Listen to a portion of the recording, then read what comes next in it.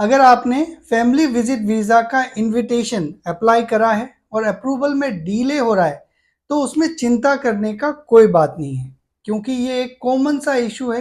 हर किसी का visa invitation approve होने में डिले हो रहा है। आज के इस वीडियो में इसी वीज़ा इनविटेशन के टॉपिक पे डिस्कस करूंगा। कुछ और इन्फॉर्मेशन है वो भी आप लोगों के साथ शेयर करूंगा। वीडियो को आप कंप्लीट देखिएगा। मोस्टली वो लोग जो 10 जून या उसके बाद नियर बाय डेट में सबमिट कर रहे हैं वीज़ा इनविटेशन का एप्लीकेशन, उनका अप्रूवल में डिले हो रहा है। उसका कारण क्या है ये किसी को नहीं पता है। मुझे लगता है कि कारण ये हो सकता है कि जैसे ही नोटिफिकेशन आया था 10 तारीख को कि भाई मल्टीपल एंट्री का जो ऑप्शन है मूफा वेबसाइट में आ गया, उस समय हर कोई अपना जो इनविटेशन रिक्वेस्ट है वो अप्लाई करा।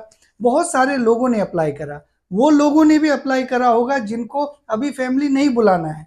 सोचे होंगे अप्लाई करने में क्या जा रहा है, वो चैम्बर का ही कॉस्ट है, कंपनी वाला 30-35 रियाल लेता है, मैं अप्लाई करके रख लूंगा, बुलाना होगा तो ठीक, नहीं तो वो ऐसे ही एक पीस ऑफ पेपर है।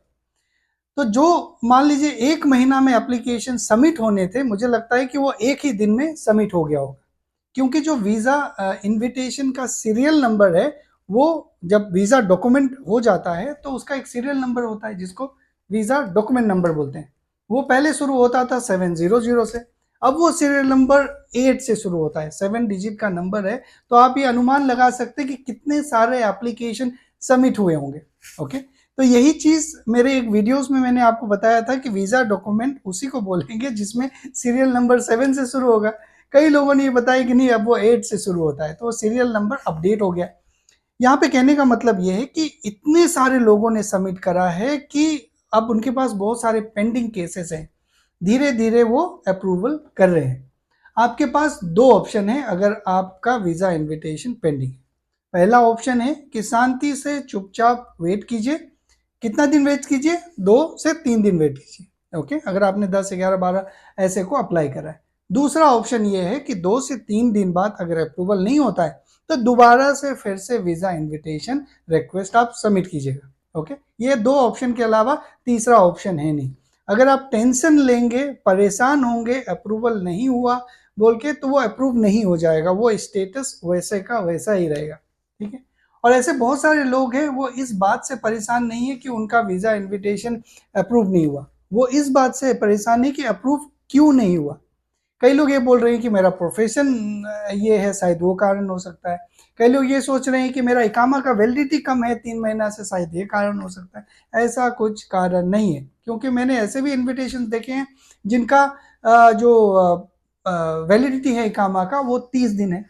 कुछ ऐसे भी प्रोफेशन देखे हैं जो नॉन गेजेटेड हैं, नॉर्मल जो कैटेगरी वाले प्रोफेशन होते हैं वो है। तो ये सब कोई कारण बिल्कुल भी नहीं है।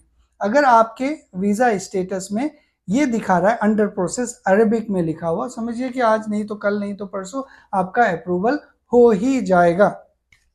और वीज़ा इनविटेशन में और एक चीज़ है जो बहुत सारे लोगों को परेशान करता है, वो है स्पॉन्सर का नाम। स्पॉन्सर का नाम अरेबिक में सही लिखा हुआ रहता है, इंग्लिश में वो थोड़ा बहुत चेंज रहता है। वो इसीलिए होता है क्योंकि जब हम English to Arabic invitation print करते हैं तो उसमें गड़बड़ होता है।